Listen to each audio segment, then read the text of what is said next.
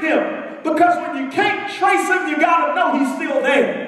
You can't see his footprints nowhere around you. You got to know he will never leave you or forsake you. And if he made a promise to you, he's going to keep it. Now I feel like preaching.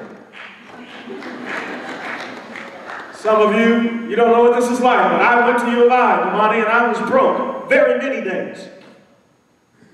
All I had was my swipe,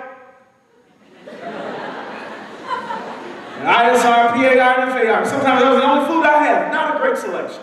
A lot better than what people eat all over the world, I know, but I just wasn't very grateful for that.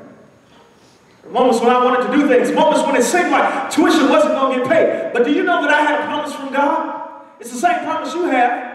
It's what Paul told the church at Philippi. He said, but my God shall supply all of my needs according to your riches and glory. You say, well, did God come through? I graduated, didn't I? I'm standing here before you. I am proof positive that God keeps his word.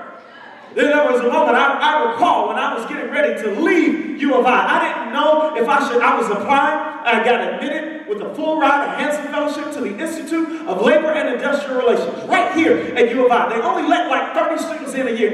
I knew it was the voice of God. I was not supposed to be a preacher and be broke. I was supposed to make a lot of money and do great things, and that was it. But then I also had this unrelenting conviction that I was supposed to give my life to full-time ministry. But I wasn't too sure about that plan because that didn't look as good as the other one. And I was confused. And I would take, at night, long walks down Florida Avenue. And I would just walk until I didn't even know where I was no more, trying to sort out what God was calling me to do. But can I tell you that God made me a promise and he kept it?